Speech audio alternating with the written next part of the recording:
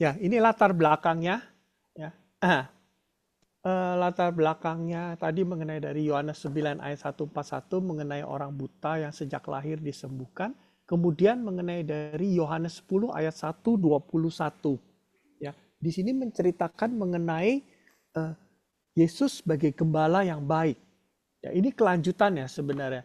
Kelanjutan daripada cerita pengemis yang buta ini, kemudian ketika orang-orang Yahudi itu menjadi bingung, kemudian orang buta yang disembuhkan itu keluar, kemudian Yesus bertemu dengan orang buta itu, lalu dia melanjutkan cerita ini, yaitu dia sebagai gembala yang baik. Ya, disebutkan bahwa sesungguhnya aku berkata kepadamu, siapa yang masuk ke dalam kandang domba tanpa melalui pintu, tetapi dengan memanjat dari tempat lain, ia adalah seorang pencuri dan seorang perampok. Namun siapa yang masuk melalui pintu, ia adalah gembala domba. Ya, jadi eh, latar belakang ini, kemudian setelah orang buta itu disembuhkan yang sejak lahir, Yesus bercerita mengenai gembala yang baik. Ya, gembala yang baik itu juga menjaga dombanya, domba-dombanya mengenal dia. Tapi tetap saja eh, terjadi kebingungan dan kemarahan dari orang-orang Yahudi ini. Ya, kalau kita lihat dari Yohanes 10 bab yang 19 dikatakan lalu timbul lagi pertentangan di antara orang-orang Yahudi karena perkataan itu. Banyaklah di antara mereka berkata, ia kerasukan setan dan gila. Mengapa kamu mendengarkan dia? Yang lain berkata, itu bukan perkataan orang yang kerasukan setan. Dapatkah setan mencelikan mata orang buta? Ya, jadi masih terjadi kebingungan daripada orang-orang Yahudi.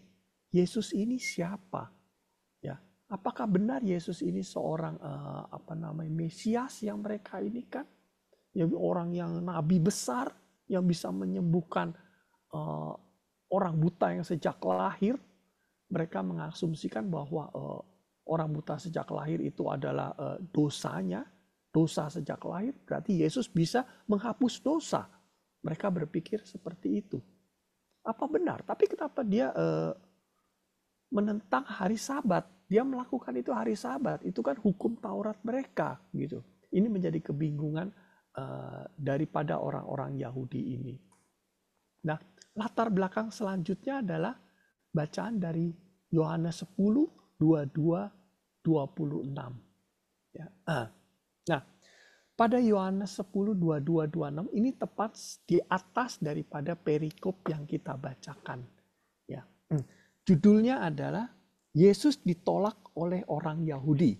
Nah, ini adalah judul yang kita gunakan pada pertemuan kita pada malam hari ini.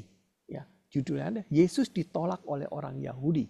Perikop yang kita baca di awal tadi ada di tengah-tengah. Nah, sebelum itu apa sih yang terjadi?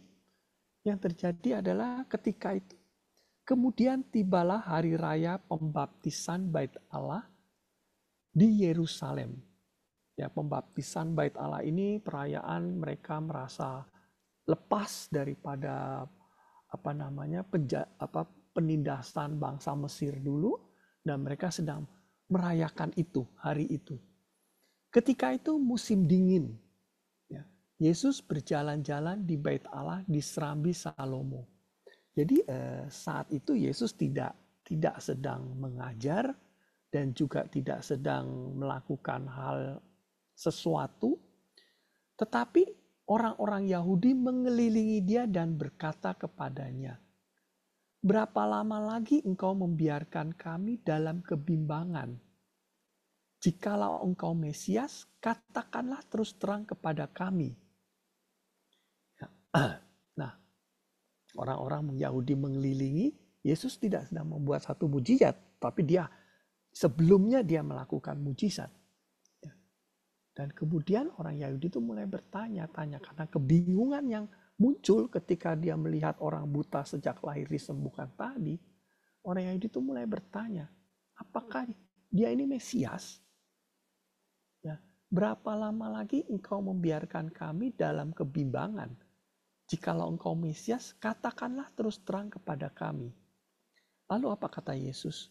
Yesus menjawab, "Aku telah mengatakannya kepada kamu, tetapi kamu tidak percaya. Pekerjaan-pekerjaan yang kulakukan dalam nama Bapa-Ku, itulah yang memberi kesaksian tentang aku. Tetapi kamu tidak percaya, karena kamu tidak termasuk domba-dombaku." Ya. Jadi Yesus menjawab, dia sudah mengatakan loh, tapi orang-orang gak ada yang percaya. Ya. Dan dia mengatakan orang-orang itu tidak termasuk dalam kawanan dombanya. Nah, inilah gambaran sebelum cerita atau perikop yang kita baca. Ya. Ini perikop yang tadi kita baca. Ya. Bu Fani sudah ada, Bu Fani? Belum ya? Oke. Pak Irwan, Ya, itu semua audio di dan mute ya. video di mute sama ini ya. Jadi Oke. panitia saja yang bisa ya, co-host Oh, ya. oke. Ya, jadi setelah itu kita akan melihat Yesus mengatakan perikop yang kita baca ini. Domba-dombaku mendengar suaraku dan aku mengenal mereka dan mereka mengikuti aku. Aku memberikan hidup yang kekal kepada mereka dan mereka pasti tidak akan binasa sampai selama-lamanya. Seorang pun tidak akan merebut mereka dari tanganku. Bapakku yang memberikan mereka kepadaku lebih besar daripada siapapun dan seorang pun tidak dapat merebut mereka dari tangan Bapa. Aku dan Bapa adalah satu. Ya. Setelah Yesus mengatakan, dia bilang sudah mengatakan ketika orang-orang Yahudi itu bertanya, kamu Mesias bukan sih? Dia bilang, aku sudah mengatakannya, tapi kamu nggak percaya. Lalu Yesus memberi penjelasan lagi kepada mereka bahwa domba-dombanya itu akan mendengarkan suaraku dan dia akan mengenal, ya, dan pasti tidak akan binasa. Ya. Yesus menjelaskan ini lagi. Lalu apa yang akan terjadi setelah terjadi cerita demikian, tidak jelas sudah dijelaskan. Yang terjadi adalah kita lihat Yohanes 10 ayat 31. Bacaannya adalah, sekali lagi orang-orang Yahudi mengambil batu untuk melempari Yesus. Ya, kita tadi kalau kita baca ini sampai ayat 30 ya. Aku dan Bapa adalah satu. Yesus sudah mengatakan sampai demikian. Lalu kemudian yang terjadi apa? Di ayat yang 31-nya, mereka tetap tidak percaya, bahkan ingin melempari Yesus. Ya.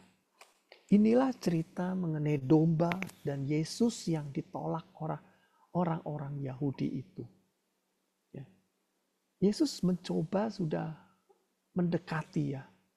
Dia melakukan mujizat, dia memberi tanda kepada orang-orang Yahudi, malah terjadi kebingungan. Kemudian juga dia menjelaskan bahwa dia adalah gembala yang akan mengayomi domba-dombanya, yang akan memberi jalan, yang akan merawat domba-dombanya. Ya, domba-dombanya juga akan dipelihara, nggak akan sesat. Ya, karena Bapaknya begitu besar, tapi tetap saja orang Yahudi tidak percaya.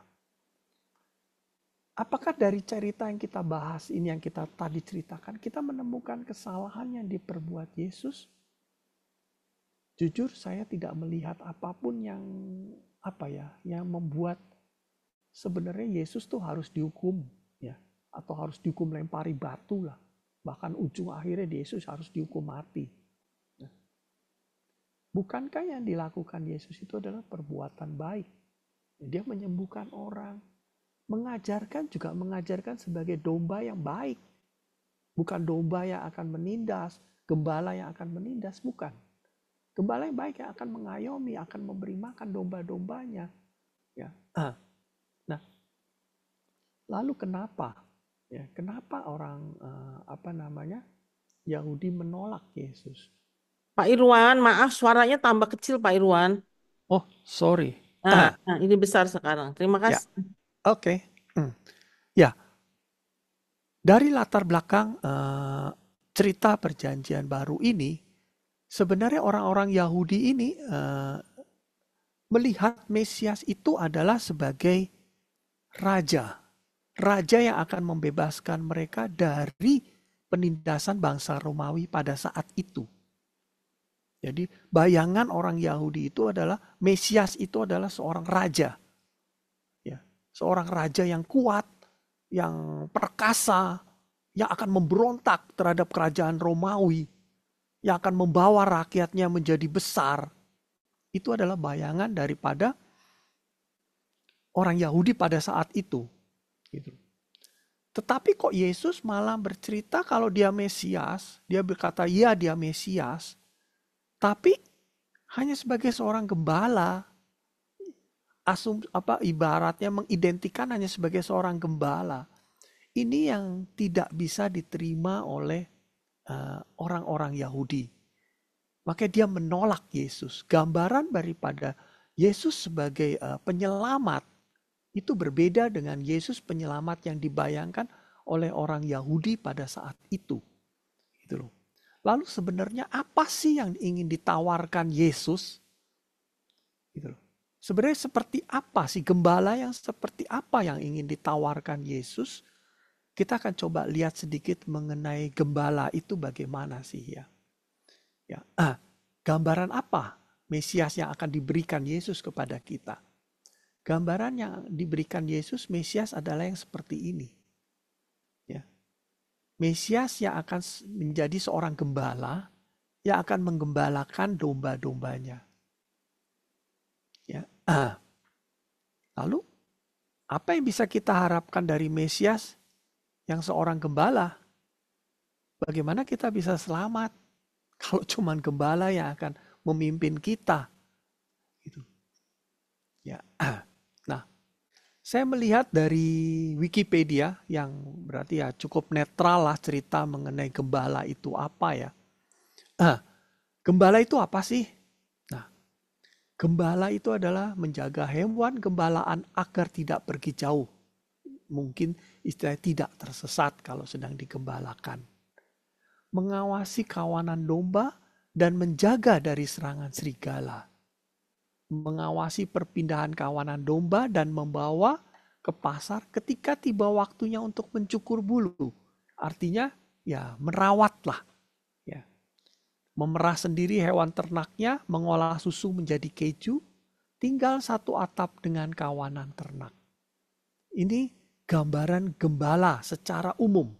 Ya, bukan secara Injil, tapi gambaran gembala secara umum. Kalau kita lihat dari sini, memang gambaran gembala itu adalah seorang yang sangat-sangat memperhatikan dombanya. Ya, dia memang merawat, menjaga dombanya. Ya, bahkan yang di bagian terakhir tinggal satu atap dengan kawanan ternak.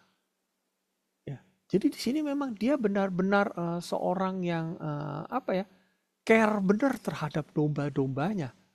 Ya. Nah, kenapa domba mengenal suara gembalanya? Ya. Ini dari jawaban.com mengungkap rahasia mengapa domba bisa mengenal suara gembalanya. Menurut mereka adalah domba bukan hewan bodoh. Hewan yang penuh perhatian dan pendengaran tajam. Gembala memberi mereka makan dari tangannya. Gembala membuat kedekatan dengan dombanya. Gembala sering berbicara dengan dombanya. Ini dari orang yang mencoba menganalisa ya. Nah, jelas dari sini kita melihat ya, seorang gembala itu bukan hanya orang yang hanya menjaga saja. Ya, bukan hanya menjaga kambing atau domba itu nggak boleh keluar, terus kasih makan begitu saja. Bukan. Ya. Gembala itu memberi makan katanya dari tangannya. Benar atau tidak memang saya juga belum lihat. Pak Tapi Irwan, maaf Pak Irwan. ya, Banyak yang bertanya, Pak Irwan bisa nggak buka video? Ya, oh sorry, ya, saya supaya belum. kelihatan muka gantengnya. Sorry. Iya, saya belum buka ya tadi. Sebentar. Oke, sudah kelihatan ya? Nah, Tidak terima ganteng-ganteng kasih. sekali sih, tapi lumayan lah ya. Oke, sorry. Ya, oke ya. Jadi itu. Jadi gembala itu, domba-domba itu mendengar kenapa sih? Karena kedekatan yang begitu intim ya. Begitu intim domba-domba itu, gembala itu kasih makan. Kemudian katanya sering berbicara dengan dombanya. Tadi disebutkan juga dari Wikipedia, tidur mungkin satu atap di kandang mereka. Ya, saya ada satu video, moga-moga bisa diputar. Bagaimana, benar nggak sih gembala itu, domba-domba itu mendengar suara domba, suara gembalanya? Ya, saya coba putarkan.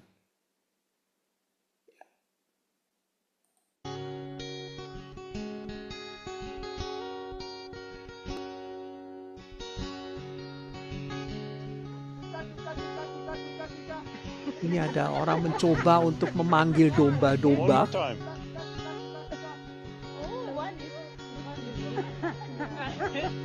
Dombanya nggak ada yang bergerak. Orang yang lain lagi.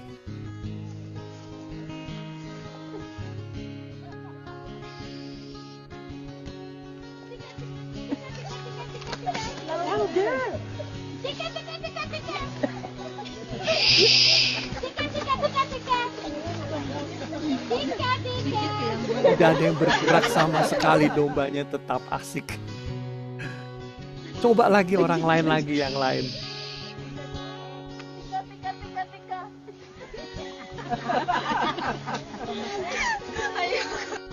Nah, ini adalah gembalanya. Look at them. Isn't that amazing? They are coming. Oh my God. Woo! Oh my God. Oh, this is amazing. Oh my God. This is amazing. Oh my God. This is amazing. One more.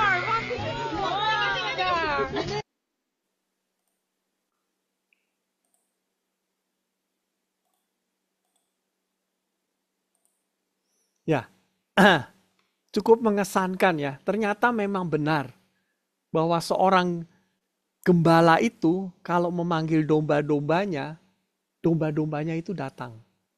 Ya. Ya. Pelajaran apa yang dapat kita lihat dari gembala dan dombanya?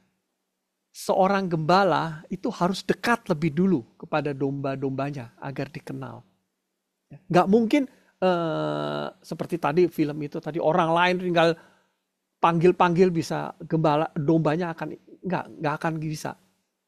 Kenapa bisa gembala itu memanggil dan suaranya dikenal? Karena kedekatannya. Ya, saya juga punya anjing. Kalau anjing saya panggil, dia nurut sama saya. Kalau orang lain panggil, dia nggak, cuek aja. Tapi memang benar, itu mereka juga punya insting seperti itu.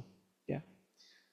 Selain itu adalah domba ini bisa menjadi percaya penuh pada gembalanya.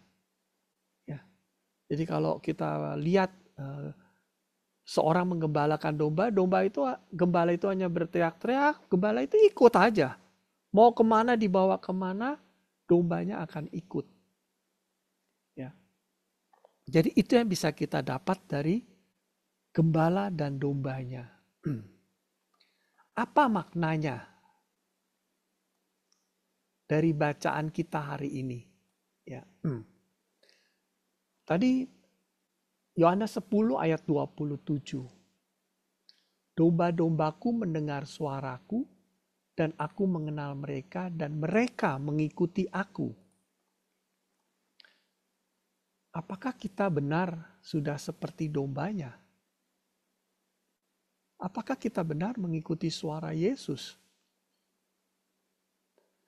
Kalau kita melihat ya, Yesus sudah banyak bicara bahwa dia itu Mesias. Ya. Dari Yohanes 14 ayat 6 dikatakan, akulah jalan kebenaran dan hidup. Tidak seorang pun datang kepada Bapa kalau tidak melalui aku.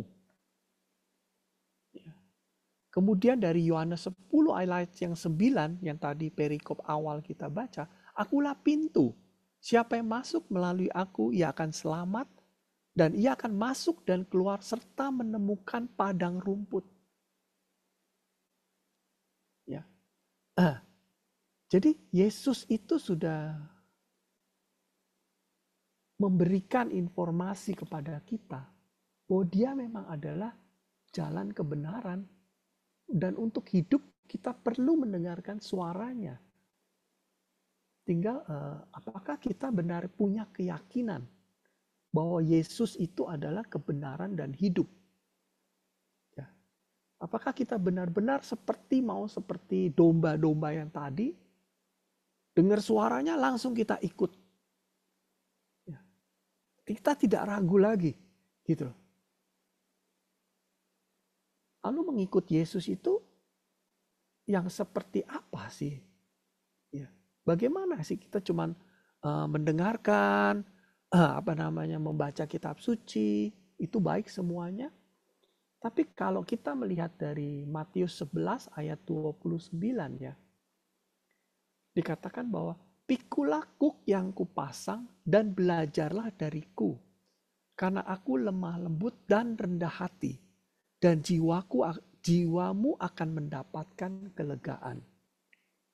Jadi kalau kita benar ingin mendengarkan suara Yesus yang adalah kebenaran dan hidup, kita tentu belajar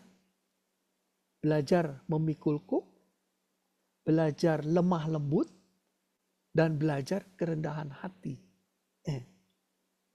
Inilah yang gambaran yang kita dapatkan dari Yesus itu seperti apa yang dia ajarkan kepada kita.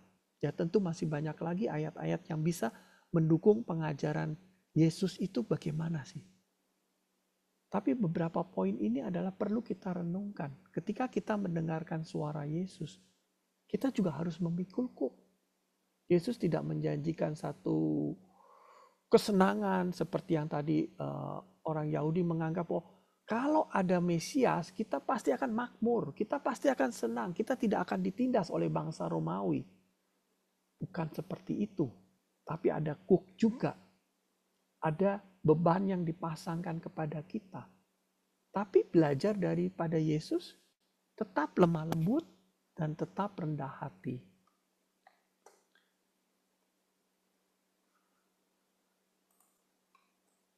Nah, perikop yang berikut, Yohanes 10 ayat 28, aku memberikan hidup yang kekal kepada mereka, dan mereka pasti tidak akan binasa sampai selama-lamanya, dan seorang pun tidak akan merebut mereka dari tanganku.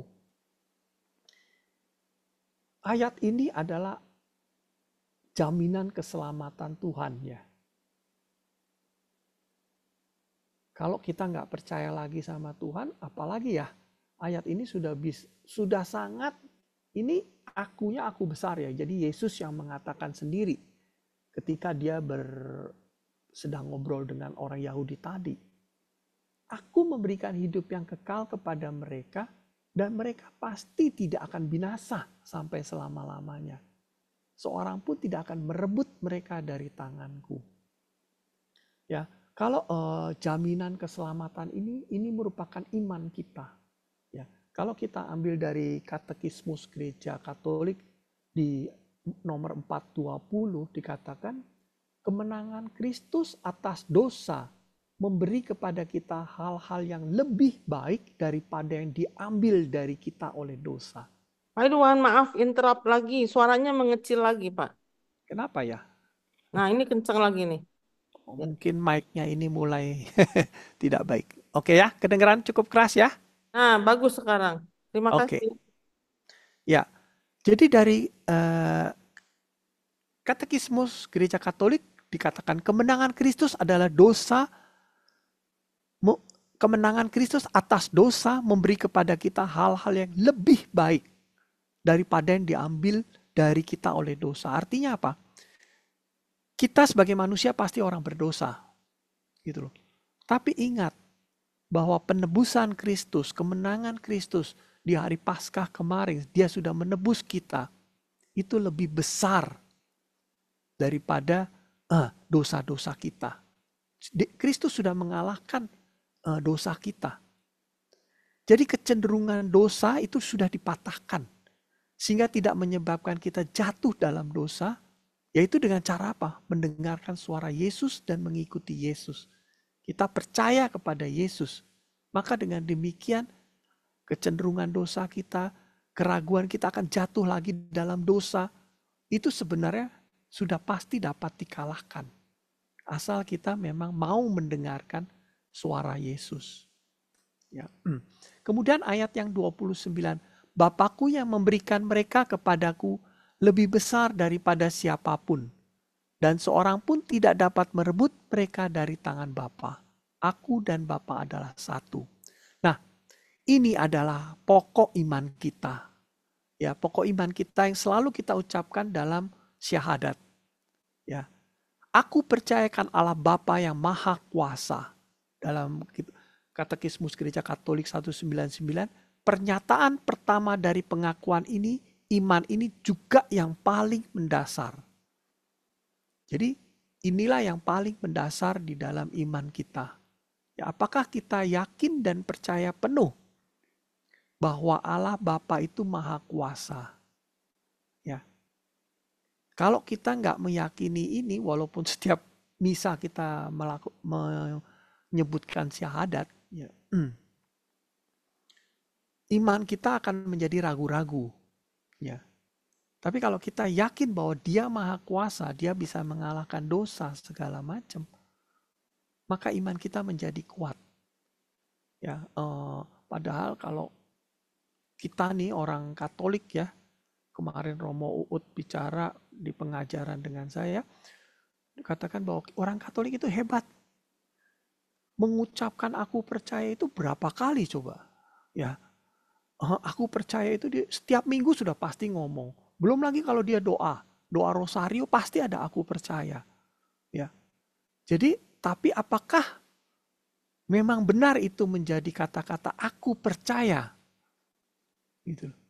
Atau hanya sekedar ucapan, ya. Nah, ini yang harus kita imani benar-benar. Di Yesaya 41 ayat 10 dikatakan, jangan takut sebab aku menyertai engkau. Janganlah bimbang sebab aku ini adalah Allahmu. Ya, dari sejak zaman perjanjian lama sampai kepada zaman Yesus selalu Allah ini adalah Maha Kuasa dan Dia selalu memberikan yang terbaik buat kita. Ya. Nah, rangkuman apa yang dapat kita lihat daripada cerita awal? Kenapa sih Yesus menyembuhkan orang buta? Kemudian Yesus berkata Yesus adalah gembala. Ya. Yesus itu berbuat baik dengan menyembuhkan orang buta. Yesus mengatakan akulah gembala yang baik. Yesus juga mengajarkan supaya orang mengikuti Dia dengan perumpamaan gembala yang baik. Akulah pintu. Barang siapa ingin selamat ya lewatlah pintu. Ya. Nah, tapi orang Yahudi malah menentang dan ingin membunuh Dia. Karena apa yang diajarkan tidak menyenangkan hatinya. Bukan raja yang dikehendaki. Raja yang seperti di bumi ini memberikan kelimpahan harta. Sedangkan Yesus mengajarkan pada kita, Dia sebagai gembala dan kita domba-dombanya. Gembala yang selalu mau lebih dulu datang merawat dombanya. Ya, kita diminta menjadi domba yang mau mendengarkan suaranya. Karena Yesus dan Bapa adalah satu. Ya. Nah, semoga tertarik benang merah antara Yesus yang ditolak oleh orang Yahudi dengan gembala yang baik. Ya. Jangan kita juga menjadi seperti orang Yahudi ya. Yesus itu sesuai dengan raja yang kita kendaki. Ya. Kadang kan jujur kadang saya sendiri pribadi juga berdoa kan, mungkin bukan menganggap Yesus itu gembala yang baik, tapi menganggap Yesus itu raja yang seperti yang saya kehendaki. Tuhan tolong dong Tuhan, saya pengen Tuhan ini masalah saya beres dong Tuhan. Ya. Tuhan tolong nih Tuhan, orang ini sakit, tolong dong Tuhan sembuhkan. Ya, doa memohon itu baik dan boleh. Ya. Tapi yang paling penting, kita tidak menjudge Tuhan ya. Ya. Tuhan sudah memberikan yang terbaik buat kita. Dia adalah gembala yang baik. Gembala yang baik apa sih? Tadi kita sudah lihat. Dia yang lebih dulu loh. Bukan dombanya yang memberi makan gembalanya, bukan. Sejak domba itu kecil, sejak domba itu tidak mengenal suaranya, gembala itu datang, memberi makan, merawat, menjaga. Ya. Jadi gembala itu memulai dulu. Kalau saya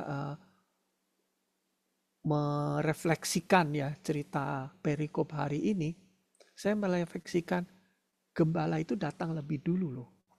Yesus itu datang dari lebih dulu loh. Sejak dari tadi kitab Yesaya di perjanjian lama sampai saat ini, Yesus sudah datang lebih dulu kepada kita.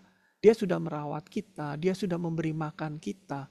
Cuman mungkin saya merasa bahwa mungkin saya yang kadang-kadang sudah dirawat, sudah diberi makan, tapi tidak mengenal suara Tuhan. Baca Alkitab ya, sekedar baca kita ya. Tidak tahu apa isinya. Tetap berdoa seakan-akan Yesus itu yang akan menyelesaikan semua masalah kita sesuai yang kita kehendaki. Kalau nggak selesai, kadang saya berdoa juga, Tuhan kok nggak selesai yang masalah ini ya. Tuhan, saya anggap Tuhan itu sebagai orang pesulap mungkin ya, yang bisa twing, masalah kamu selesai. Apalagi kamu, mau duit, nih twing, dapat duit. Mungkin kadang-kadang jujur saya sendiri juga berpikiran itu ya. Semoga saya juga dengan kesempatan yang diberikan untuk merefleksikan perikop ini, saya juga banyak belajar apa itu gembala yang baik, apa itu juga menjadi domba yang baik. Ya, baik Bapak Ibu semua, ini refleksi kita. Apa kita ingin mengikuti suara Yesus sebagai gembala kita? Atau kita ingin menjadi orang Yahudi yang menolak Yesus? Karena suara Yesus bukan suara yang kita inginkan. Ya, ini refleksi kita untuk bacaan kita pada malam hari ini. Semoga menjadikan permenungan buat kita semuanya.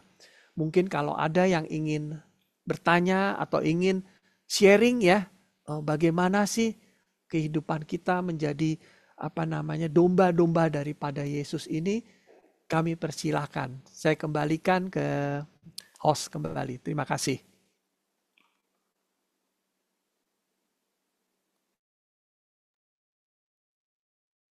Terima kasih Pak Irwan, pemaparannya jelas, padat, dan membuat kita terpacu untuk menjadi seorang gembala yang baik.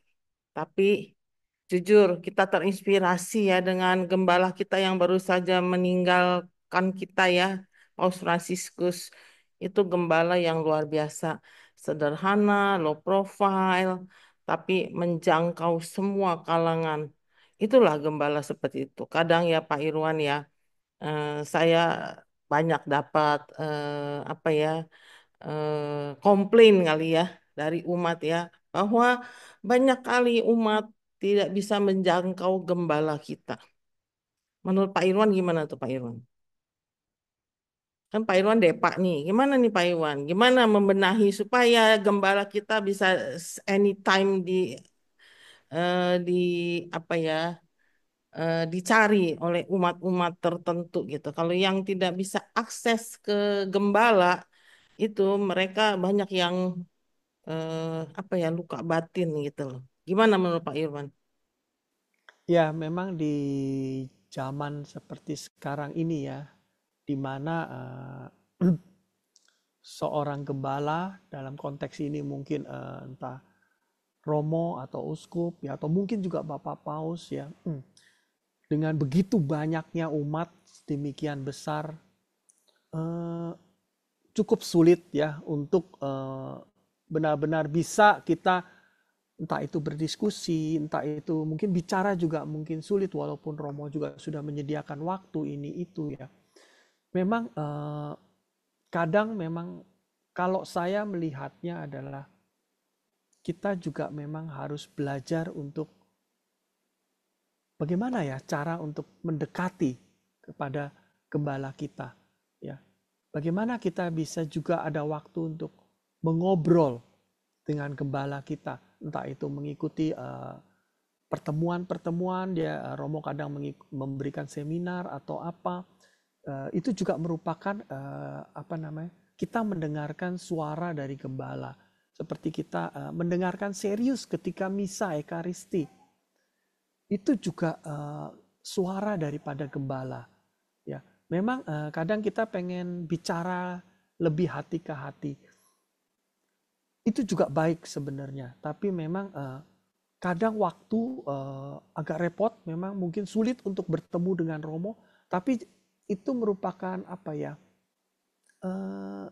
iman kita untuk menjadi lebih kuat, yang membuat kita iman kita jangan putus asa. Kalau memang ada satu problem, ada satu hal yang ingin dibicarakan, cobalah terus mencari jalan untuk bisa bicara dengan gembala kita, karena memang satu-satunya yang bisa memberi pencerahan kepada kita adalah gembala kita.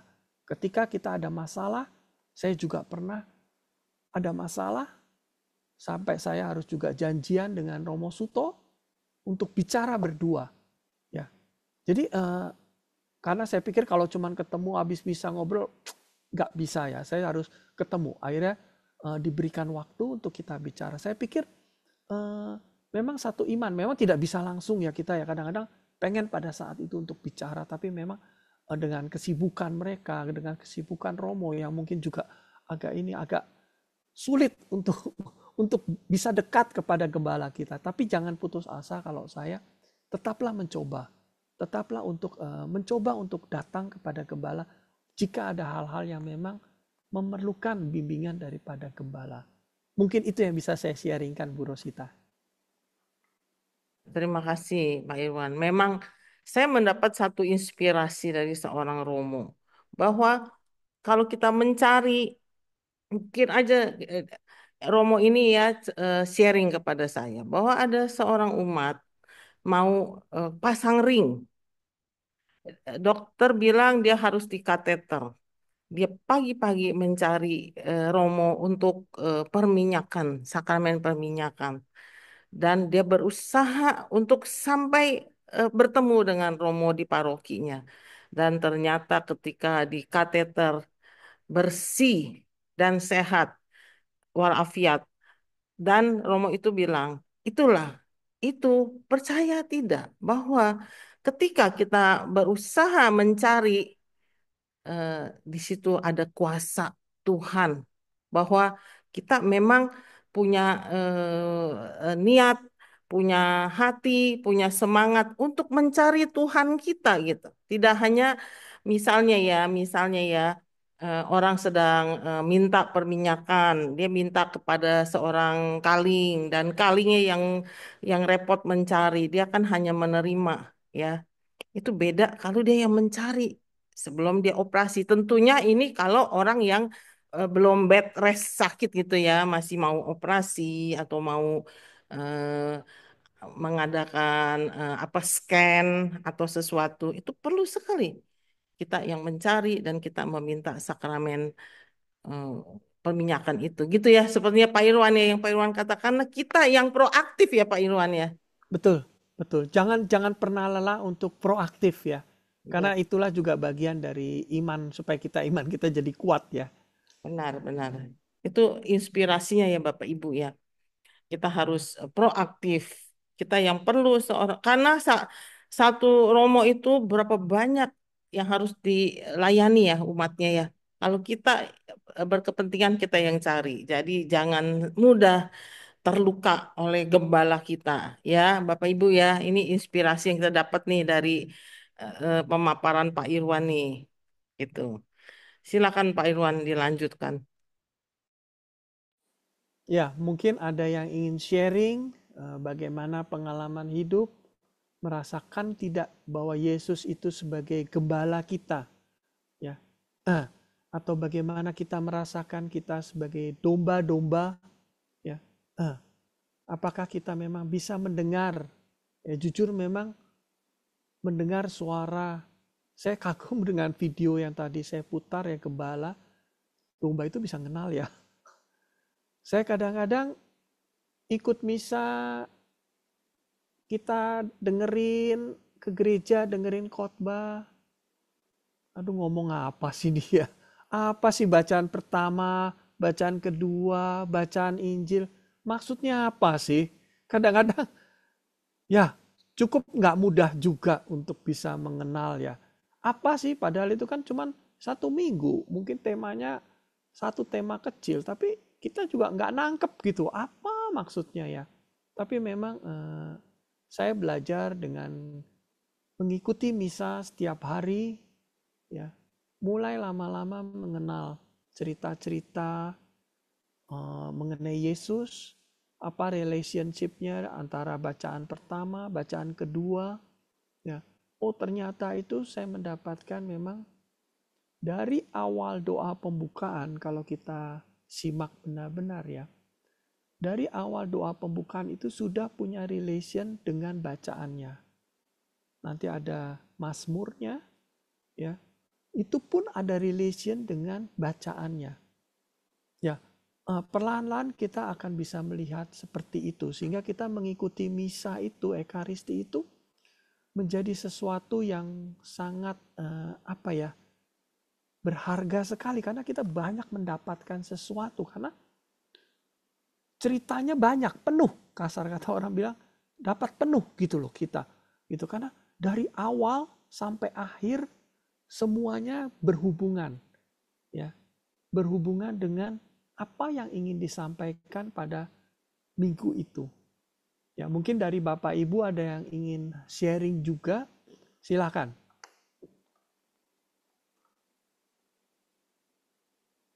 Bapak Ibu yang mau sharing atau mau bertanya, silakan raise hand ya. Nanti akan dibuka videonya dan audionya. Terima kasih.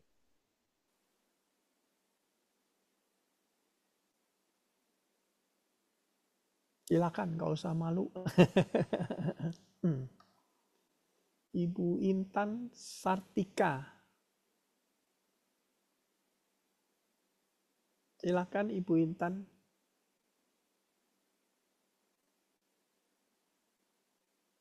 Silakan. Mohon host membukanya. Sudah?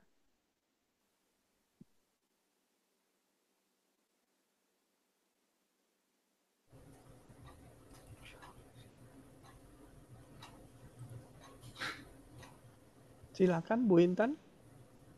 Bu Intan, silahkan sudah bisa di-unmute, Bu Intan.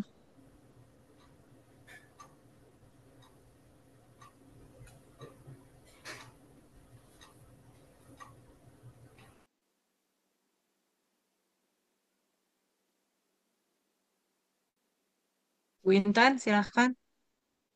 Oh, Imran. Imran, sorry.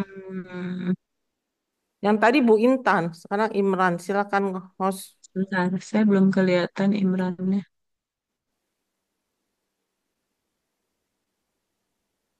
Silakan Pak Imran bisa kok. Ya, terima kasih ya.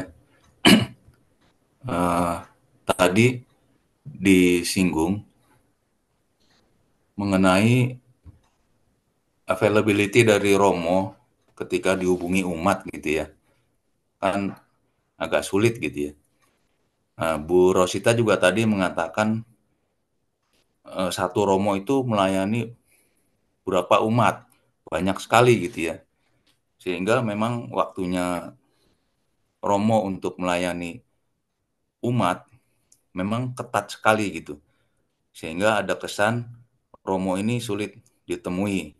Nah, kebetulan begini, sekarang kan kita lagi novena panggilan. Hari ke berapa nih sekarang? Hari ke-5 atau hari ke-6 ya? Menuju hari Minggu panggilan ya. Nah, menurut saya jalan keluarnya begini. Jadi lewat novena panggilan ini ya kita sungguh-sungguh berdoa, mohon supaya Tuhan memanggil ya OMK kita, apa, remaja-remaja kita ya, ya termasuk anak-anak kita sendiri, supaya menanggapi panggilan Tuhan untuk menjadi imam atau bruder atau suster, sehingga suatu hari nanti rasio antara Romo dengan umat itu bisa diperbesar jumlah imam yang melayani umat gitu. Jadi sumpama tadinya satu imam melayani 1.000 umat atau berapa gitu saya nggak tahu ya. Nah, dengan adanya jumlah imam yang tabisan ya, nantinya bisa jadi 1 banding seumpama 500 atau jadi 100 gitu kan. Nah, dengan demikian kan Romo ini jadinya mudah dihubungi karena jumlah yang dilayani ini semakin sedikit per satu orang romonya. Saya kira gitu aja, Pak. Terima kasih. Kasih Pak Imran, itu memang menjadi doa kita. Kita kan setiap bulan ada doa senakel, doa panggilan untuk mendoakan imam-imam kita, para frater, dan para umat agar panggilan itu hidup. Karena menurut survei tahun ini yang em, masuk menjadi minta dibaptis itu banyak sekali. Ya, di Indonesia aja menurut survei saya lihat di YouTube 20.000 yang eh, menjadi Katolik di tahun ini selama Paskah loh. Luar biasa kan? Dan itu bertumbuh banyak sekali, bukan hanya di Indonesia, di China aja banyak sekali yang menjadi Katolik. Itu kita bersyukur ya, kita patut bersyukur. Tapi ya kembali ya, menjadi Katolik dibaptis itu memang perlu kita patut kita syukuri, tapi tidak sampai di situ selesai. Itu baru permulaan apa yang akan kita lakukan setelah kita menjadi pengikut Yesus dengan dibaptis. Apa kita harus menjadi imam, nabi, dan raja. Itu nanti ya, itu perlu dibahas lagi di satu sesi ya Pak Irwan ya. Bagaimana menjadi imam, nabi, dan raja. Begitu kita sudah bersedia dibaptis, itu tugas kita semua. Jadi seperti tadi ya Pak Imran ya, kita berdoa selalu ya agar panggilan kita bertumbuh ya, eh, bukan hanya di Indonesia saja, di Eropa pun yang katanya sangat kekurangan imam. Kita doakan juga. Gitu ya Pak Imam ya. Terima kasih. Gimana Pak Irwan?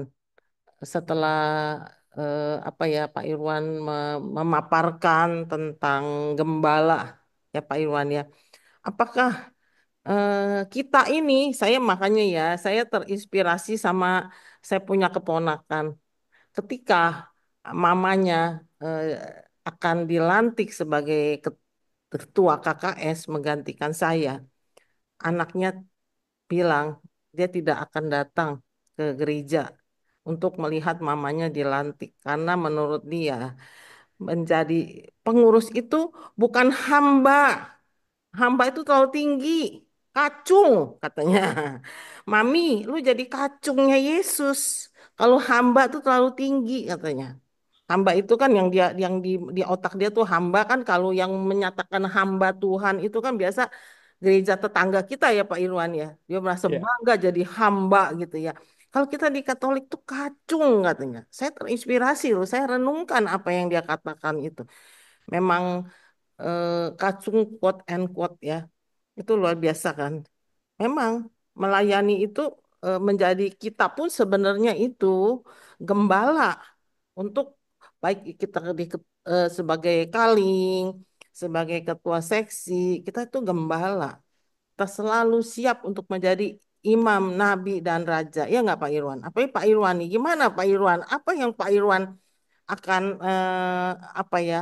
Akan lakukan setelah terpilih jadi depa nih Pak Irwan. Ini kalau mau bilang hamba, eh, ya hamba juga buat umat eh, paroki ini ya, gereja Yakobus ya.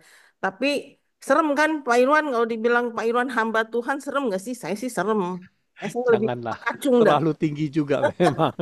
Kacung lah ya Pak ya, Ya, dengan kacung itu lebih cocok ini mungkin. cocok ya. Ya. Gitu. Gimana nih Pak Irwan? Coba sharing gimana setelah dilantik tanggal 4. Apa yang Pak Irwan rasakan dan apa yang akan Pak Irwan lakukan dengan sebagai imam, nabi dan raja itu? Apa ada persiapan apa nih Pak Irwan? Coba sharing kepada umat supaya gampang kita mencari kaling, mencari ketua seksi. Sekarang sulit kan Pak? Ya. Mana gitu? Silakan Pak. Ya, tadi Pak Imran bilang kita memang harus berdoa untuk gembala-gembala kita ya. Itu sangat benar sekali ya. Tapi di sisi lain juga ya, saya juga kadang merasakan ya, apakah kita ini juga menjadi gembala? Saya kok juga merasa bahwa kita juga menjadi gembala untuk hal kecil, bukan gembala yang seperti Yesus, tapi kita gembala-gembala kecil ya di rumah kita ya, mungkin di lingkungan kita ya. Kita masih punya PR ya, saya juga masih punya PR. Bagaimana keluarga kita bisa sama-sama kita mendengarkan ya, sehingga kita bisa menjadi satu kawanan yang baik ya. Jadi benar kata Bu Rosita ya, bahwa kadang kita menjadi gembala kecil ya. Apakah kita jadi pengurus pelayan gereja itu sesuatu yang perlu dibanggakan? Saya lihat sih bukan itu ya. Karena memang tidak mudah ya. Kenapa kok ketua lingkungan menjadi sulit? Bukan hanya ketua lingkungan, mencari orang yang mau melayani itu menjadi sulit ya. Karena memang mungkin ya pandangannya adalah kita terlalu disibukkan ya dengan kegiatan. Mungkin dari ponakan Bu Rosita tadi benar, kita menjadi kacung mungkin gitu loh. Tapi saya kadang waktu ada satu masa di hidup saya di mana saya tidak terlibat dalam kegiatan pelayanan.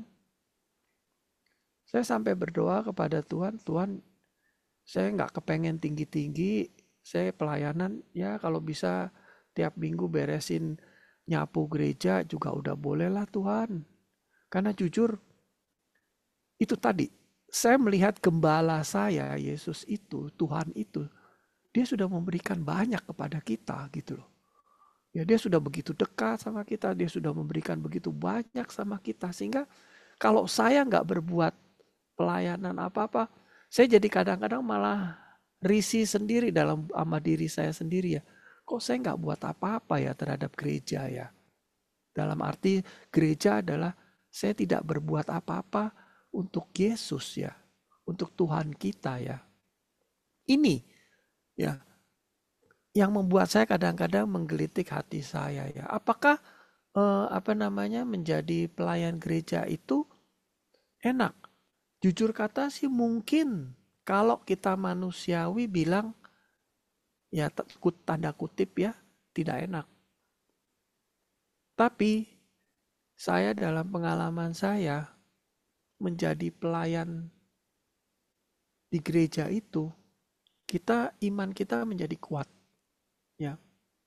Contoh yang paling banyak nih yang saya lihat adalah mungkin ketika pelayanan kita kan sering diomongin orang, udah berbuat baik, udah menghabisin waktu, ninggalin keluarga, bahkan keluar uang, masih ada yang bilang, tuh cari muka lo. Kadang-kadang begitu ya. Tapi buat saya inilah iman kita ya. Kita dicoba. Kita akan menjadi marah, ya, akan menentang ini, atau kita perlahan-lahan mulai belajar juga yang disebut tadi dalam PPT saya, mengikuti Yesus yang seperti apa? Lemah lembut dan rendah hati. Ini memang tidak mudah. Saya sendiri pun jujur aja marah sih. masih seperti itu gitu loh. Kadang-kadang masih komplain, ya. Bahkan sama Romonya juga kita komplain, aduh Romo, gue udah begini masih aja lu omelin. Gitu. Kadang-kadang begitu. Gitu. Tapi itulah bagian daripada kita belajar, ya, belajar mengenal suara gembala kita. Ya, dengan kita menjadi gembala-gembala kecil, kita juga belajar untuk mengenal suara gembala kita yang lebih besar. Mungkin itu Bu Rosita. Mungkin yang lain dong, bagi-bagi juga nih pengalamannya. Banyak loh ini, ada 95 orang loh. Ayo kita berbagi yuk, sharing. Ayo Bapak Ibu raise hand, nanti dibukakan videonya sama audionya. Ayo silakan.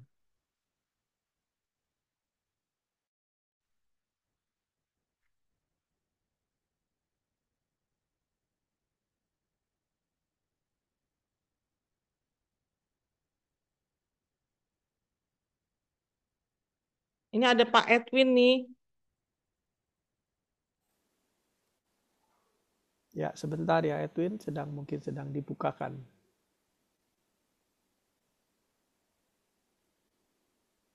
Sebelum dibukakan nih ada pertanyaannya, saya bacakan ya. Oh iya. Malam Pak Irwan, apakah ada saran bagaimana kita bisa membedakan mana suara gembala kita dan mana yang bukan? Terima kasih. Silakan Pak Irwan. Waduh, pertanyaannya cukup menggelitik ya. Tidak mudah. Pak Edwin, silahkan di-unmute. Bentar biar Pak Irwan jawab dulu ya pertanyaan tadi ya. Oke Pak Irwan Sebentar silakan. ya Pak Edwin ya. Iya. Mendengarkan suara Tuhan memang dengan hati nurani. Ya. Dengan hati, tapi hati nurani kita harus asah juga. Ya, kita harus asah supaya hati nurani memang benar-benar menjadi suara Tuhan. Bagaimana sih, jujur kalau saya, bagaimana mengenal suara Tuhan? Dari belajar seperti ini ya, pertemuan Zoom seperti ini, ya, mengikuti ekaristi, mengikuti seminar atau ya apa bentuknya yang berhubungan dengan kitab suci. Saya juga mengambil kursus kitab suci, itu sangat mendukung kita untuk lebih mengenal, ya, lebih mengenal lagi apa sih maksud daripada suara Tuhan itu yang mana. Jujur ketika dikasih tahu oleh Bu Sandra mengenai bakteri daripada Gokil bulan Mei ini, tadi kan bisa dilihat ya Bapak Ibu ya, judulnya adalah Yesus ditolak. Tapi ceritanya mengenai domba-domba. Buat saya kalau cerita domba-domba ya kita cerita bahwa memang kita ada sebagai domba, Yesus gembala yang baik. Kita sangat simple. Mungkin 5 tahun lalu atau 10 tahun lalu kalau saya disuruh membawakan sangat simple. Ya. Tapi dengan kita belajar mendengarkan, belajar dari KPKS, kita mulai bisa melihat, oh, kita belajar dengan cara coba melihat latar belakang. Ya, kejadian ini apa? Ya, lalu bagaimana sih perikop ini? Bagaimana sih keadaannya? Ya, saya diajarkan juga bagaimana melihat keadaan ketika kejadian itu. Sehingga kita lebih menyelami lagi. Kenapa orang Yahudi menolak? Oh, gambaran Mesiasnya ternyata berbeda. Apa sih gambaran Mesias yang dilakukan? Apa yang di waktu dulu itu? Gitu. Nah, inilah. Jadi bagaimana kita bisa mendengarkan suara gembala kita, terus jangan pernah berputus asa untuk terus membaca kitab suci, merenungkan. Saya pernah dikasih tahu oleh salah satu suster, teman saya sebelum dia menjadi suster, kemudian dia jadi suster, nggak tahu sekarang ada di mana. Ketika saya mengeluh, aduh saya baca kitab suci nggak ngerti apa-apa nih. Dia cuma berpesan kepada saya, terus baca, jangan pernah berhenti. Dan ternyata itu benar. Ketika saya terus baca, walaupun nggak ngerti, baca, cari lagi. Akibatnya sedikit demi sedikit kita bisa mulai mencari terus. Jujur sih, kalau apakah sudah menemukan suara yang benarnya, mungkin masih perlu banyak belajar juga saya. Itu aja, terima kasih. Silakan mungkin Pak Edwin.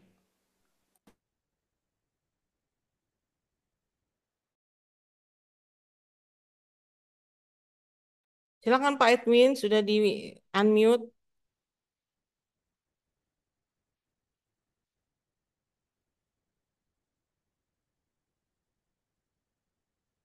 Pak Edwin, menyambung tadi ya Pak Irwan ya, untuk tahu apa ini gembala, suaranya benar nggak. Ini ada follow up pertanyaan tadi. Dalam kehidupan sehari-hari, saya kadang-kadang masih bisa tertipu, makanya jadi ragu. Apakah suara yang kita dengar tidak menipu?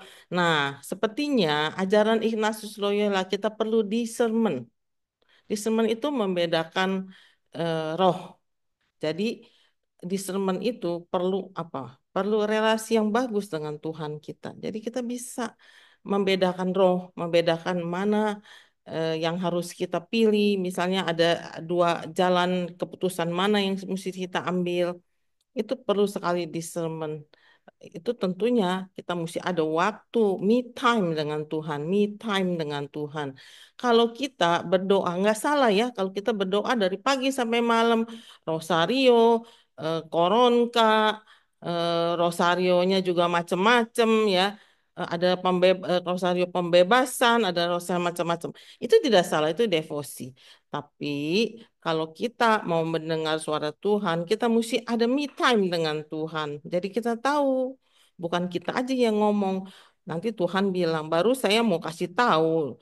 Kita udah bawel bener ngomong terus gitu kan. Jadi kita nggak dengar suara Tuhan.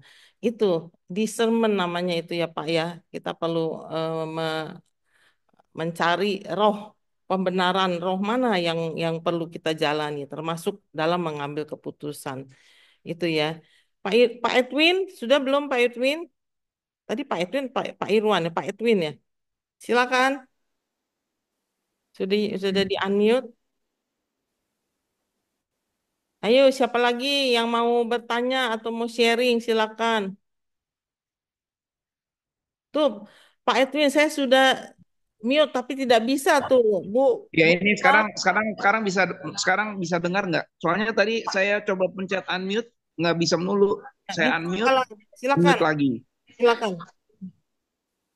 Enggak, saya cuma mau sedikit share, bukan sharing sih, saya cuma tadi ketwel aja sama Pak Irwan yang katanya bilang saya jadi apa nyapu nyapu aja di gereja melayani mau gitu. Saya dulu juga pernah berpikiran seperti itu karena saya merasa menerima rahmat begitu besar. Saya bilang, ya udahlah Tuhan, saya suruh ngapin juga oke lah, saya suruh bersihin gereja juga oke gitu. Enggak, saya cuman sharing aja dan ternyata itu bener loh. Poin saya adalah be careful of what you wishing for. Jadi saya wish begitu. Tahu nggak, waktu pagi-pagi saya pernah ada sekali ikut misa pagi, saya baru masuk ke dalam gereja dari pintu yang sebelah kanan. Itu tuh baru masuk, baru ambil air suci, saya mau jalan di lorong, itu ada apa, pupnya dogi gitu di jalan dalam gereja. Dan tapi menurut saya memang Tuhan itu luar biasa ya. Dia itu bisa pagi itu, saya nggak tahu kenapa saya bisa sebelum jalan tuh saya cuci tangan, saya ambil tisu, saya taruh tisu basah itu di kantong saya. Jadi pas waktu saya mau ngambil, saya bingung tuh kan, saya mau bersihin, cuma saya bersihin pakai apa ya? Saya pegang ke kantong, ada loh tuh tisu. Jadi buat saya ya hati-hati dengan apa yang kita doakan gitu. Tapi saat bersamaan juga saya percaya Tuhan itu selalu memberikan caranya aja. Saya juga nggak ngerti lagi gimana kok bisa ya. Setelah itu saya duduk di bangku, duduk depan lektor situ, saya cuma mikir aja kok bisa ya. Ini dulu kayaknya permohonan saya dikasih lu kesempatan untuk apa ya, untuk mengkristalkan saya punya doa lah gitu, harapan, dan dikasih juga caranya. Kan buat saya mestinya, saya kalau sekarang ke gereja saya nggak bawa tisu kotor atau apa gitu. Dan kalau ada kejadian kayak gitu lagi, saya nggak tahu, mungkin saya cuekin, saya lewat aja. Tahu juga saya bukan orang pertama di gereja, cuman saya ngeliat, loh, kok bisa ada dogi punya pup ya di jalan dalam gereja. Saya bilang saya nggak mau, begini, ini rumah rumah Tuhan gitu kan, saya nggak mau ada kotor. Dan saya jadinya, dulu kayaknya saya pernah pernah berdoa, ada saya wish, ya udahlah saya jadi bersihin rumah Tuhan ya nggak apa. Bener lu disuruh, jangan dikasih alatnya juga. Itu aja sih, Pak Irwan, Bu Rosti. Terima kasih. Ya, terima kasih. Memang apa yang kita pikirkan, apa yang kita ucapkan itu doa ya sebenarnya ya Pak Irwan ya. Iya, betul. Karena ya memang kadang-kadang itu juga satu pertanda ya. Seperti tadi Bu Rosita bilang discernment ya. Ada satu kesalahan yang saya alami dengan discernment ya. Discernment itu Apa suara kencengan lagi Pak? Oh ya. Ya, ada satu masa saya pernah mengalami discernment itu saya salah. Ya. Karena apa? Karena kekuatan diri kita lebih besar. Ya. Kita bilang kita sudah discernment nih, tanya Tuhan ini benar nggak atau begini segala macam. Oh kayaknya Tuhan kasih jalan begini nih. Oke, saya ambil jalan ini. Tapi ternyata mungkin akibatnya buruk. Lalu kita komplain, Tuhan kok jadinya begini nih? Ya. Tapi buat saya ya itu kesalahan daripada pribadi saya sendiri yang membuat discernment itu seperti orang Yahudi tadi. Ingin saya adalah seperti ini. Ya kan? Tapi sebenarnya adalah mungkin juga Tuhan memang kasih jalan itu kepada kita, kepada saya pada waktu itu. Saya juga harus mengalami satu masa sulit juga. Walaupun ketika mengambil keputusan itu saya sudah discernment. Tapi mungkin juga Tuhan mengizinkan jalan yang susah itu untuk kita bisa menguatkan iman kita. Ya, buat Pak Erwin kalau saya lihat ya, terus maju dan jangan takut ketika ada tawaran-tawaran untuk ikut dalam pelayanan. Ya discernment-nya adalah kadang-kadang selalu adalah Tuhan, saya kan masih sibuk, saya kan masih ini ya. Kadang-kadang seperti itu ya, gangguan-gangguan itu ada terus gitu loh. Awal yang baik Tuhan sudah kasih contoh, walaupun hanya membersihkan gereja hal yang kecil, tapi saya sangat terenyuh juga bahwa Pak Edwin bisa merasakan bahwa itu adalah jawaban Tuhan terhadap doa. Ya, jadi itu yang kita perlu tahu ya, bahwa jawaban Tuhan itu tidak selalu enak kan gitu ya. Mungkin kita ngarepinnya bersihin gereja ya, nyapu-nyapu lah yang sopan dikit lah, jangan sorry pop kayak begitulah. Tapi Tuhan kasih ya begitu. Ya akhirnya Pak Edwin berani ambil. Nah, itulah kadang-kadang jawaban-jawaban Tuhan yang mungkin kita tidak tahu tapi menantang kita untuk meningkatkan iman kita. Mungkin itu aja saya. Terima kasih. Mungkin ada yang lain lagi, silakan.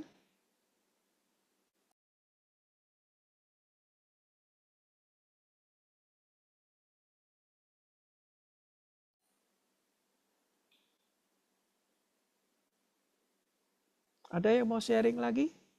Ada yang mau sharing lagi mungkin? Ada satu pertanyaan nih Pak Irwan ya. Ya. Pak Irwan, Intan mau tanya ya. Tuhan Yesus mencintai domba Allah Maha Kuasa Pencipta langit dan bumi. Apa ya maksudnya ya? Coba tolong diperjelas ininya pertanyaannya. Bingung kan Pak Irwan? Intan mau tanya, Tuhan Yesus mencintai domba Allah Maha Kuasa Pencipta langit dan bumi. Pertanyaannya sepertinya kurang jelas ya Pak Irwan. Sebentar ya, saya cari yang Intan ya.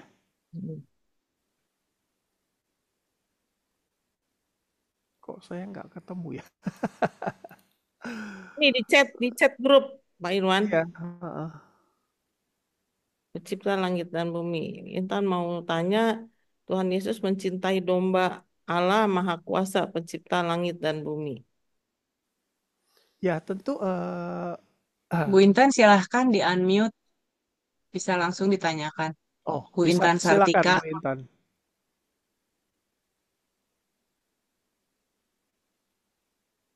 Bu Intan Sartika.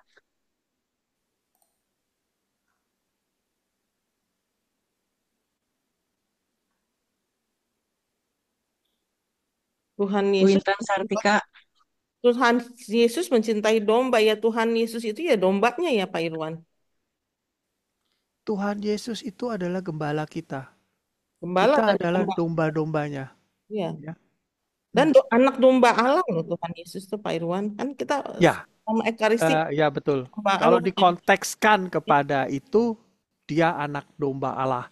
Jadi kalau kita melihat dari sisi Allah yang maha kuasanya, dia adalah anak domba Allah. Ya, karena dia juga mengikuti kata Bapanya di surga. Ya.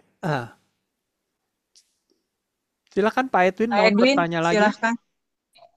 Pak Edwin, silahkan di-unmute. Pak Edwin? Iya. Enggak, saya sebenarnya cuma mau sedikit sharing aja, soalnya tadi yang ngomong mengenai discernment itu yang ada yang pertanyaan gimana cara membedakan. Saya bukan memberikan jawaban karena saya juga nggak tahu jawabannya apa, tapi saya juga sering banget ngalamin itu. Jadi saya cuma sharing aja, ya kalau benar boleh diambil, kalau enggak ya lupain aja. Jadi saya cuma mengambil pakai bacaan yang perjanjian lama gitu loh. Itu semua kayak suara yang benar atau yang salah itu kan sebenarnya terjadi pada Hawa ya, yang waktu sudah dibilangin suara Tuhan jangan makan buah terlarang, tapi suara si jahat makan, disuruh makan. Dan ujungnya itu kan sebenarnya cuman dua pilihan. Saya pakai pendekatan manusia nih, karena buat saya masih manusia yang duniawi banget, saya yang berlogika berat. Jadi saya tuh selalu mikir kalau misalnya saya ada satu opsi di mana saya mesti ini suara Tuhan atau bukan, saya cuma mikir nantinya ke ujungnya itu adalah buat kemuliaan saya atau kemuliaan Tuhan. Karena Hawa itu begitu dia mengambil buat terlarang itu, dia itu adalah buat kemuliaannya dia. Saya ingin menjadi seperti Tuhan. Kalau misalnya dia berpikir saya buat kemuliaan Tuhan, ya dia pasti nggak akan makan dan dia nggak akan dengar suara yang jahat itu. Itu aja sih. Jadi mungkin sedikit contoh aja nih, kayak sekarang nih. 1 menit yang lalu nih saya lagi mikir saya mau ngomong nggak ya tentang discernment. Saya mau sharing nggak ya? Mikir tuh saya. Apa saya ini suara Tuhan suruh saya ngomong, atau ini suara si jahat biar saya mempengaruhi yang buruk kepada teman-teman yang mendengar.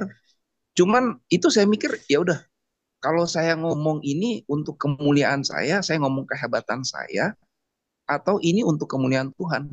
Saya merasa ini untuk kemuliaan Tuhan, saya ngomong ini untuk menjadi saksinya. Makanya saya ngomong, saya berani angkat tangan barusan. Itu sih kalau sharingnya saya. Itu aja Bu Rosita, Pak Irwan, terima kasih. Maaf kalau salah. Ya, terima kasih Pak Edwin. Memang sebenarnya kita harus selalu berkomunikasi dengan Tuhan supaya itu bedanya tipis sekali. Panggung kita sama panggung Tuhan bedanya tipis. Ya kan? Makanya kalau saya mau memandu atau mau melakukan sesuatu, saya selalu doa, mohon agar Tuhan yang mengatur segalanya supaya apa yang saya sharingkan atau saya katakan itu untuk kemuliaan Tuhan saja. Bedanya tipis Pak Irwin. Tapi kalau ngambil pupnya anjing sih itu kemuliaan Tuhan kali Pak Irwin. Mestinya ya kan sesuatu yang memang nggak semua orang mau melakukan gitu ya. Itu. Ya nggak Pak Irwan?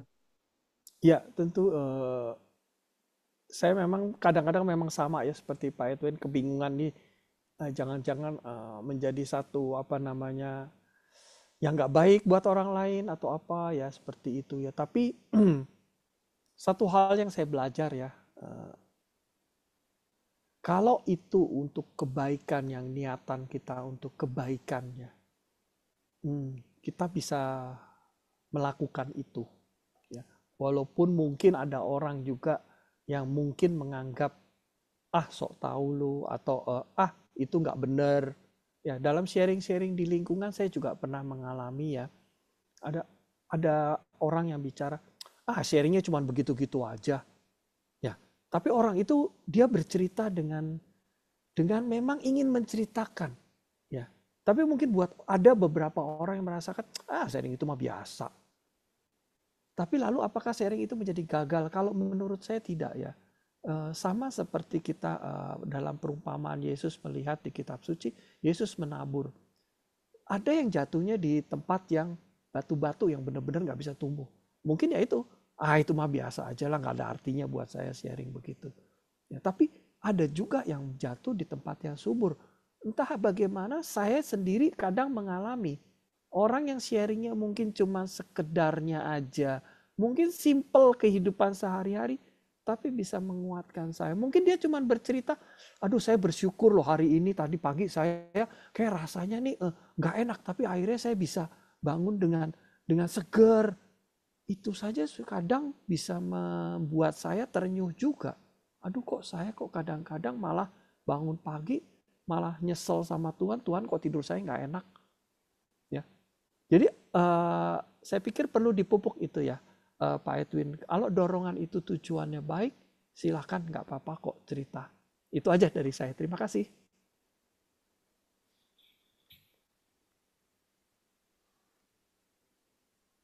Ayo, ada lagi, silakan raise hand.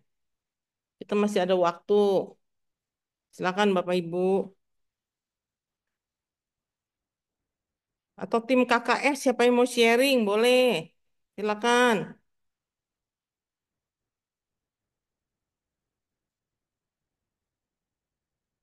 Sandra mau sharing, Sandra? Silakan.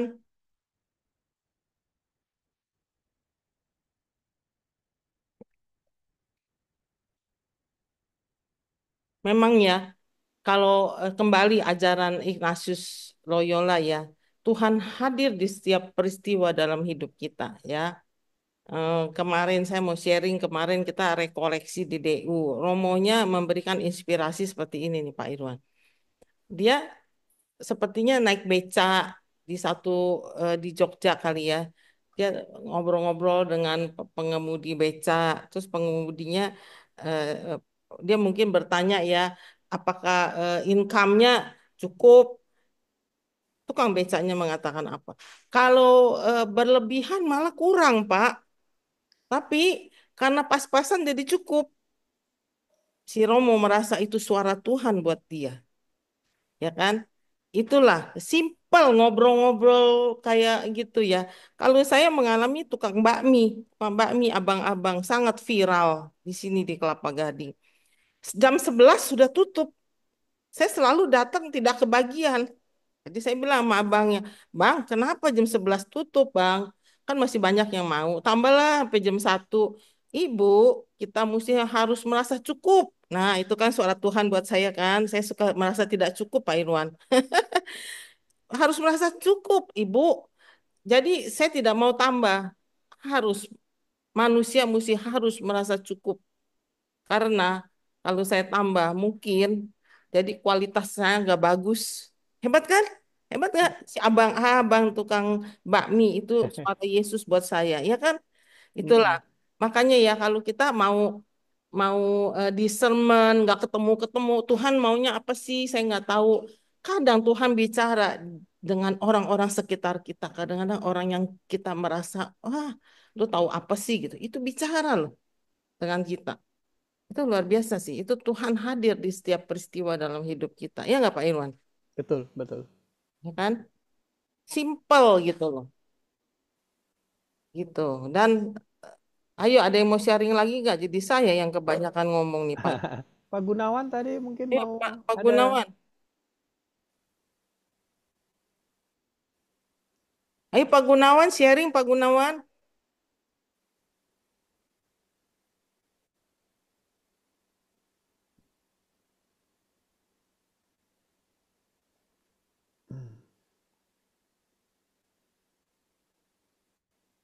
Ya, ada lagi mungkin yang ingin sharing. Mungkin pengalaman-pengalamannya mendengar suara Tuhan.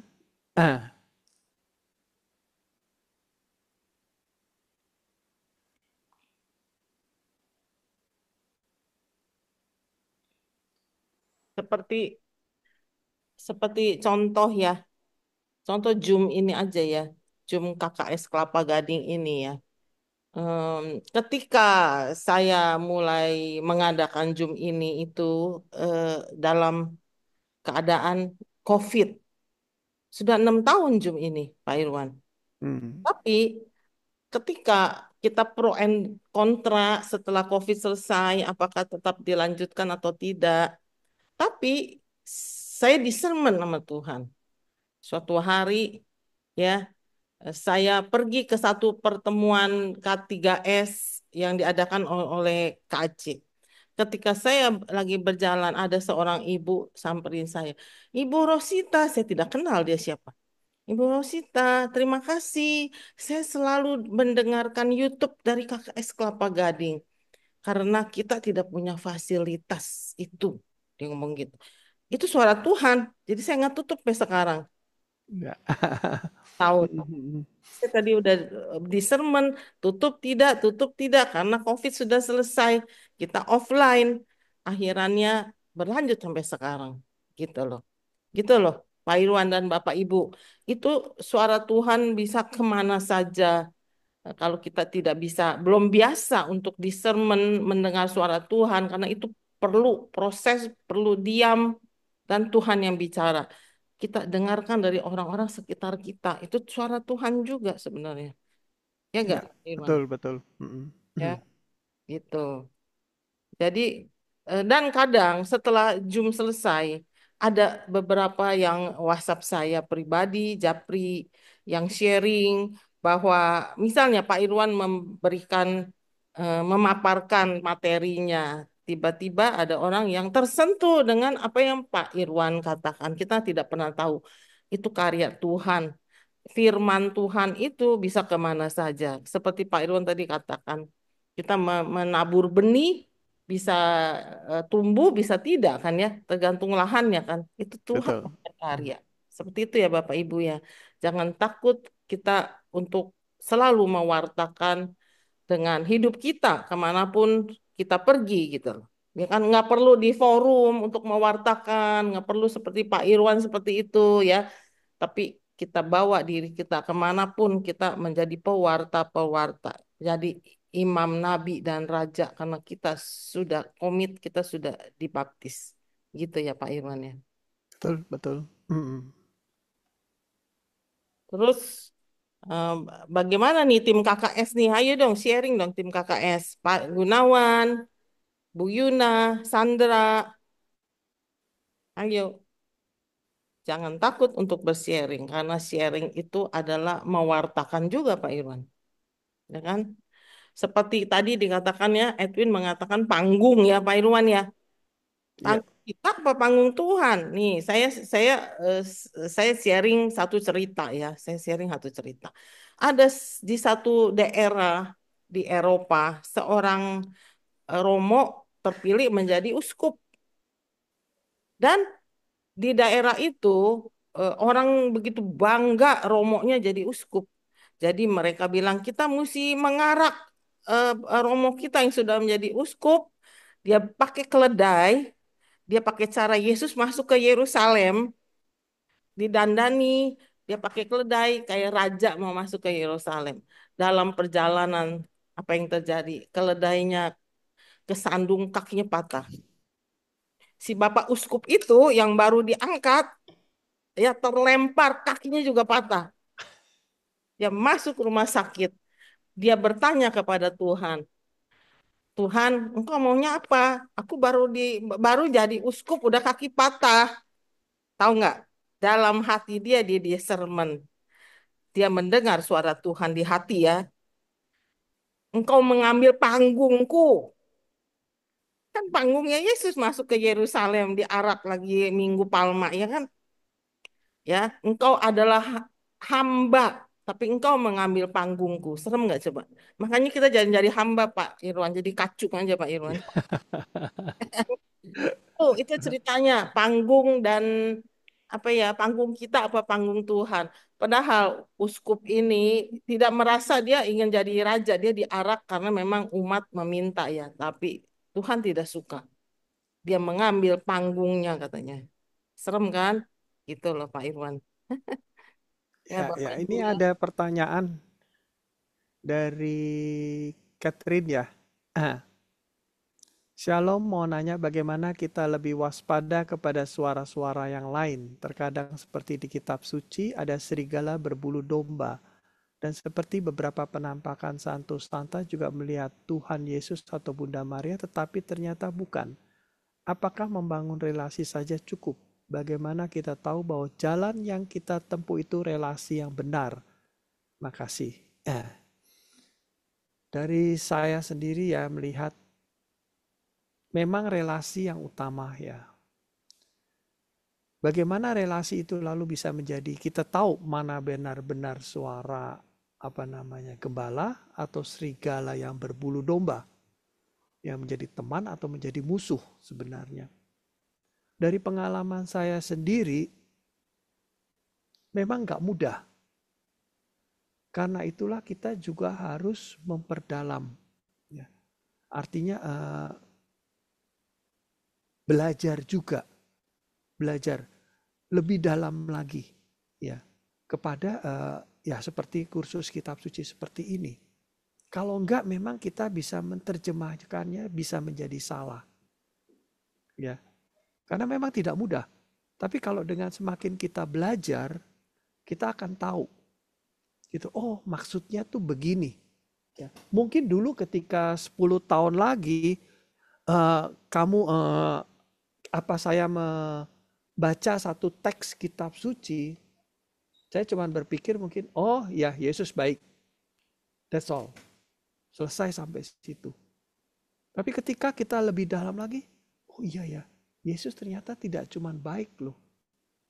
Ya, kalau kita lihat tadi ya dari perikop yang kita baca ya. Oh Yesus itu gembala. Dia akan membimbing kita. Itu yang paling umum dimengerti orang adalah, oh iya, gembala itu adalah dia akan menggiring domba-dombanya ke jalan yang benar. Jadi kita harus percaya.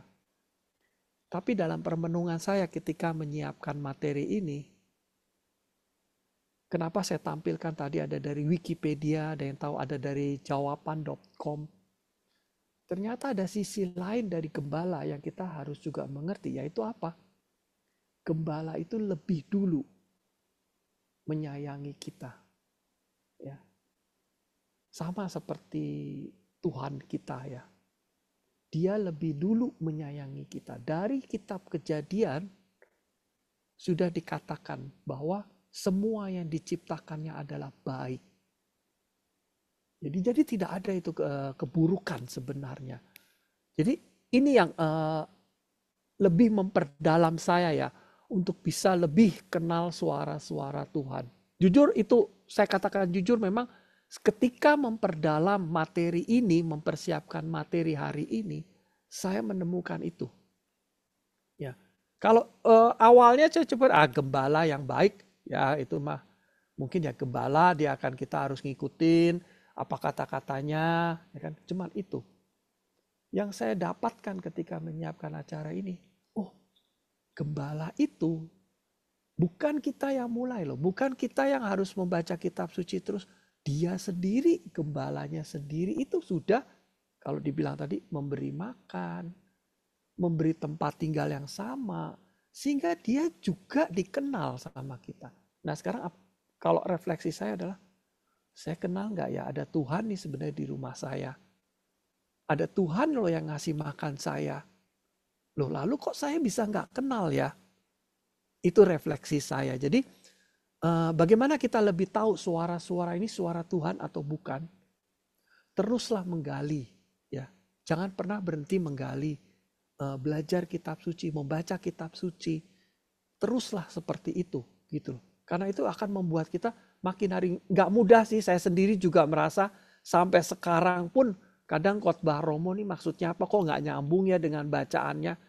Pernah nggak Bapak Ibu merasakan, ini khotbah kok nggak nyambung ya? Itu artinya kita mungkin ya, kalau saya merasa, oh kita ilmunya mungkin kalah tinggi sama Romonya. Jadi merasa bahwa bacaan dengan apa yang diomongin Romo kayaknya nggak nyambung. Tapi itulah kita belajar di sana.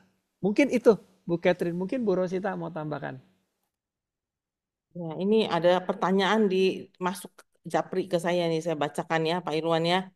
Oh boleh, ya Dari silakan. Emilia dari Kinabalu. Jadi situasi di tempat beliau ya di gereja itu tidak ada romo yang merayakan misa kudus. Maka yang menjalankan ibadah itu hanya seorang katekis. Nah, Pak Irwan kan katekis sih Pak Irwan. Dan sampai masa menyambut menerima tubuh Kristus, hati ibu ini berat ya, sangat berat untuk menerima tubuh hosti itu gitu loh. Ya. Jadi apakah itu beliau menolak Yesus? Nah, itu. Jadi eh, mungkin seperti ini ya Pak Irwan ya. Hosti yang sudah ada di tabernakel karena romonya tidak ada, yang sudah dikonsekrasi sebenarnya ya Pak Irwan ya, diberikan kepada umat ketika romonya tidak merayakan ekaristi gitu. Jadi si ibu itu merasa eh, eh, apakah dia menolak Yesus kalau dia menolak hosti yang tidak dikonsekrasi langsung pada saat ekaristi gitu. Gimana tuh Pak Irwan? Eh, Kalau secara katekis, hosti yang sudah dikonsekrasikan di dalam misa kudus oleh Romo, ya dalam arti ini pejabat gereja yang memang berwenang, artinya itu sudah menjadi tubuh dan darah Kristus. Karena itu beda kita dengan agama yang tetangga kita. Kita punya tabernakel, ya. Karena hosti yang sudah terkonsekrir pada saat misa itu sudah tubuh dan darah Kristus. Karena itu ketika tidak habis harus disimpan di tempat yang khusus. Beda dengan agama lain, mungkin setelah itu hanya simbol, sehingga setelah sisa ya udah itu jadi roti biasa yang bisa ditaruh di kulkas atau bagaimana gitu. Tapi kita tidak. Jadi kalau memang kondisinya tidak ada romo dan hosti itu memang adalah hosti yang sudah terkonsekrir, tetap itu merupakan tubuh dan darah Kristus. Nah lalu apakah ada rasa menolak? Menolak ini memang harus diperjelas. Menolak karena merasa tidak pantas, ya dengan mungkin masih ada dosa-dosa yang merasa belum diakui, itu sih memang lebih baik mengakukan dosanya dulu sebelum menerima hosti. Tapi kalau merasa tidak pantas karena ini bukan tubuh dan darah Kristus, menurut saya kita perlu lebih mengimani bahwa kalau itu hosti yang sudah terkonsekrir, kita harus punya iman bahwa itu adalah tubuh Kristus. Benar-benar tubuh Kristus. Karena itu benar bahwa ketika kita menyambut, kita harus bersih. Ya kalau ada istilah anggur yang baik harus taruh tempat yang baik. Kalau anggur ditaruh tempat yang hancur ya jadinya hancur, nggak sia-sia. Jadi itu pendapat saya mungkin. Mungkin bisa menolong Bu yang di Kinibalu ya. Terima kasih. Baru hari ini ya, Romo Romanus homili tentang ini ya, Pak Irwan, bahwa di daerah di Indonesia pun sama, Bu, di daerah timur, Nusa Tenggara, itu ada satu paroki stasinya 45, bayangin. Romonya satu. Dia nggak mungkin bisa hadir di tiap tempat. Akhirannya, yaitu hosti yang dikonsekrasi, dibawa sama orang-orang mungkin katekis atau mungkin prodiakon kali ya untuk dibagikan karena keadaan eh, kurangnya seorang imam itu pun terjadi di Indonesia Timur, Bu. Mungkin makanya kita itu sangat beruntung tiap hari ada misa, makanya tiap hari kita bisa menerima tubuh dan darah Yesus. Banyak juga yang mengalami tidak tidak bisa tiap hari mengikuti misa, tapi dia ada kerinduan, makanya itu dikirimlah hosti-hostinya itu ke stasi-stasi gitu loh Bu. Sepertinya itu memang tetap aja itu tubuh Yesus karena sudah dikonsekrasi sama imam yang tertahbis itu. Gitu loh Bu. Baru tadi diceritakan bahwa ada banyak sekali paroki yang imamnya satu, dia harus melayani sekian banyak stasi. Gitu ya Bu ya. Ya, Ya. saya tambahkan sedikit ya. Tetap kalau ada kesempatan untuk bisa menerima hosti, terimalah. Ya, kalau memang kita pantas dan memang ada kesempatan untuk bisa menerima hosti, terimalah. Saya nggak tahu ya, saya sendiri dengan misa setiap hari terima hosti itu ada perubahan dalam diri saya ya. Pertama adalah kekuatan iman ketika menghadapi banyak masalah ya. Jadi ya kan Romo sendiri bilang ya, hosti itu suci, kita harus terima itu. Kita yakin bahwa Yesus ada di dalam diri kita. Tapi memang secara logika agak susah. Tapi saya mulai pelan-pelan sedikit juga mulai menghayati bahwa itu ada kebenarannya. Jadi kalau saya boleh bicara di sini, kalau ada kesempatan untuk bisa menerima hosti, terimalah. Ya walaupun itu memang mungkin dari tidak langsung dari Romo karena ada situasi daerah segala macam atau mungkin kondisi fisik kita yang sakit atau apa sehingga harus diantar oleh prodiakon atau siapa. Kalau ada kesempatan, terimalah. Dan yakinlah bahwa itu pasti akan membawa perubahan di dalam diri kita. Itu aja, terima kasih. Nah, ada satu lagi pertanyaan nih. Wah, ini ditujukan ke saya nih Pak Irwan. Dari Intan, mau tanya, doa kerahiman ilahi pukul 15 sore dan doa koronka ilahi 16 sore. Apa ya pertanyaannya? Kira-kira gini kali ya. Ini yang orang kadang salah kaprah. Doa kerahiman ilahi itu memang jam 3 ya. Tapi doa koronka boleh dilakukan kapan saja. Tidak beruntun dengan doa kerahiman pun nggak apa-apa. Doa koronka yang kita daraskan itu ya. Eh, itu boleh kapan saja. Atau doa kerahiman ilahi itu doa jam 3. Itu memang doanya jam 3. Orang suka merasa setelah itu dilanjutkan dengan yang lain. Yang koronka itu gitu loh ya Bu ya. Mungkin seperti itu ya pertanyaan Ibu ya. Semoga menjawab ya Bu ya. Terima kasih. Sepertinya sudah tidak ada ya. Apa masih ada yang mau bertanya? Masih ada 3 menit. Kalau tidak, kita tutup dengan doa ya Pak Irwan ya. Ya, Pak silakan. Irwan berdoa Pak Irwan. Oh, oke. Mari kita persiapkan hati kita. Dalam nama Bapa dan Putra dan Roh Kudus. Amin. Bapa dalam surga, terima kasih Bapa atas penyertaan-Mu dalam acara pada malam hari ini. Mungkin kami masih tidak dapat menangkap banyak hal atas firman-Mu. Berkati kami, supaya pikiran kami juga terbuka untuk bisa lebih mengerti firman-Mu. Hati kami juga bisa lebih mengerti mana suara daripadamu, mana suara yang bukan daripadamu. Kalaupun suaramu itu berbeda daripada suara yang kami inginkan, tolong beri kami juga kekuatan untuk bisa mendengarkan suaramu. Kami percaya ya Tuhan, bahwa penyertaan-Mu tidak pernah sia-sia kepada diri kami.